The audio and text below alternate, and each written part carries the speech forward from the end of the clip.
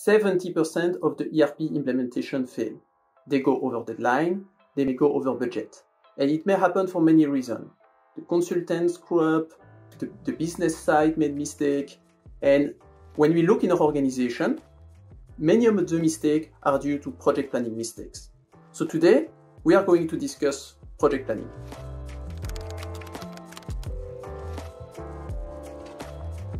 Hi, I'm Gaspard, CEO of Port Cities and Digital Transformation Consultant. I'm here with Baptiste. Thank you, Gaspard. Hi, I'm Baptiste. I'm Project Director at Port Cities Singapore. I've been in the ERP industry for more than 10 years now, and together with Gaspard, we will share with you the most common mistake that we have seen in the project planning and implementation. Okay, Baptiste, so one of the most common mistakes we see in ERP implementation is project planning. So the first question we have is, what is project planning? I would say, what is a project first? So a project is to gather a team of people to deliver something within a specific time and budget. And planning is about aligning the resources to make it happen. For me, planning is the most important step because without a planning, it's very difficult or impossible to keep track of all the tasks. Obviously, your project will not go as per the plan. During the project, we always face risk or uncertainty. So that's why it's something that needs to be updated all along during the project. You say it's important to prepare a good plan and to keep updating it. But to prepare a good plan, what are the typical mistakes that we do when you try to prepare a good project plan? Okay. So for me, the most common issue is that the plan that we prepare is actually not realistic. So it means that sometimes the PM will say it's an optimistic plan and it's better to have something which is optimistic because in the end we will still deliver earlier. But actually for me, if your plan is having due date in the past, it's not optimistic. It's just mean that the PM didn't take the time to update it. So if you have like an unachievable deadline, it's not a plan, it's just another spreadsheet when you're going to list something and nobody is going to feel accountable for. I got two similar cases. What I can share is when the project manager is planning the UAT session to be finalized within 2 days. And actually, we know that there is more than 10 scenarios to be tested.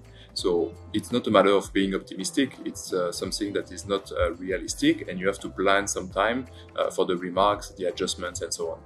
So you say we shouldn't be too optimistic, but at the same time, as you mentioned, it's also good to be optimistic because it pushes people to deliver. So what should we do? More optimistic or more pessimistic? Yeah. So for me, a good project plan is a balance between optimistic and realistic. So obviously getting optimistic and delivering something that was achievable is good for the project and is good for the team because we can see the outcome and we can see that we make it happen. However, if you're being over-optimistic, let's say, above what is possible to do, this will have negative consequences.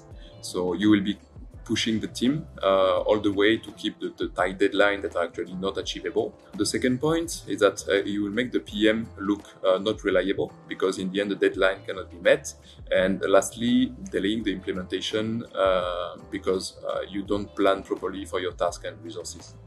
Okay, so we should well balance between the two. What are the other mistakes that a project manager do when preparing the project plan? So another case I face with project manager is people that will say, okay, I'm the project manager, I will do the plan and the team will execute. I face this with more senior people.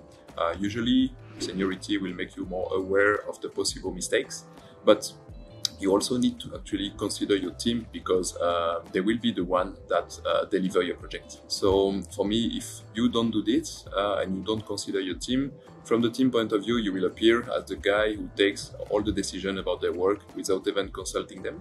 And you will be pushing them during the whole project to keep the tight deadline. And in the end, they will probably not appreciate you or not appreciate working with you because of that. From the customer perspective as well, it's also negative. And you will appear as unreliable because you can try to push as much as you can, but if it's something which is not possible, you won't be able to meet the deadline or the target that you define, and you will appear as unreliable.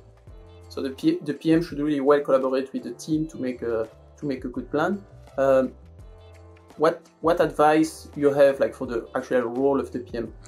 So for me, the project manager is more a facilitator between the client and the project team.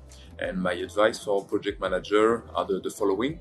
The first one is to value your team. You have to get the input to prepare the plan because ultimately they will be the one delivering the project. Second one would be sharing your experience, especially for experienced project manager.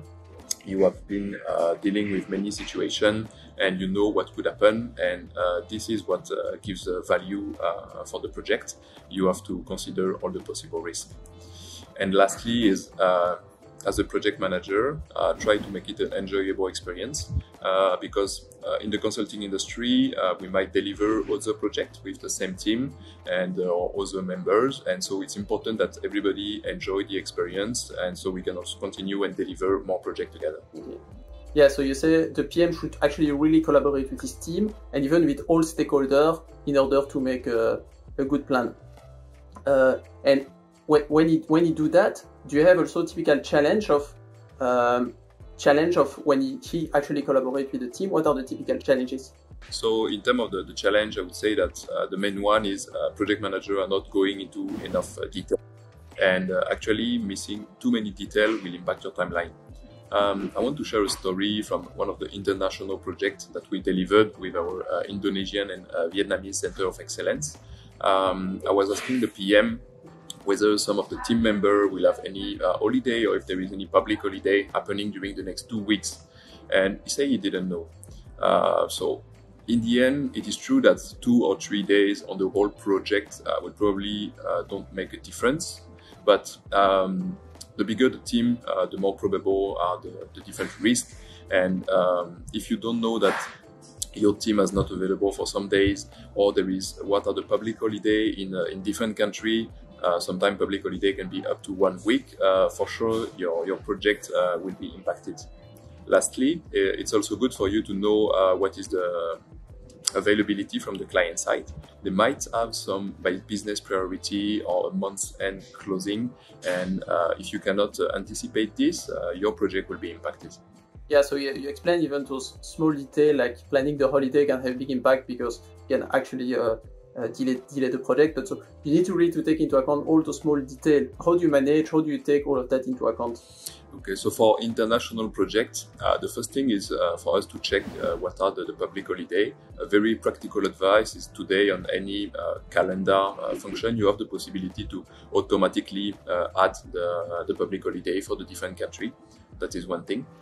Second thing would be to check, to review on a weekly basis with your team what are the time they are spending and make sure that they are really able to spend the time that they commit on. And last but not least is also you have to do a workload estimation of what is required from the client side. So the client can actually confirm that he will be able to mobilize the resources when it's required. Thank you. And now I want to quickly discuss about another big topic, is the agile. I have experience often the new project manager told me I don't need a project plan. This is an agile project, etc. So the question is actually how to plan an agile project. So first thing is what is an agile project? So agile is about delivering your project in multiple iterations, and each iteration being one or several user scenario or use cases. When you're doing an agile project, it's actually start by planning because you need to review the requirements, you need to assign the team member, and you need to have the high-level estimate of the time, the budget, and the scope that it will require. In agile, the big difference is that you will only plan for the first or the initial iteration. You will draft it in detail what should happen, and then once this one is completed, you will be able to review and to adjust the plan for the next one. And what if the PM or the client still tell you, yeah, I don't need a project plan because it's an agile project? How do you answer to them? Or so what do you do? When people come to me and say that, okay, I don't need a plan, the project is agile, actually for me this is probably the best mistake of today's discussion. If you don't need a plan for a project, it means that you can remember all your team allocation, the list of the tasks that they need to do and what is actually done, who should be doing what, and you have to also remind it to your team every time they need it. So I would say that eventually for a few weeks, it is possible. But if you want to manage a bigger project, or if you want to manage multiple projects at the same time, it's just impossible. So for today, I could say, or I could conclude by saying that, from my point of view, those who think that planning is not necessary for projects are probably not able to successfully and consistently deliver projects. I think that was a good summary. As a recap, I wrote 3 points. So the first is you need to make a realistic plan and keep it updated. When you prepare the plan, you need to consider all your team, the stakeholder, and all the detail. And basic agile projects are no exception. All projects need a project plan, basically. Yes, that seems good to me. Thank you, Gaspard. Thank you, Baptiste. If you have any question about project management, ERP project management, or you need help, don't hesitate to contact us. We do projects of almost all size, very small to mid-market, and many projects for corporate as well. And don't forget to check out our other video, and see you next time.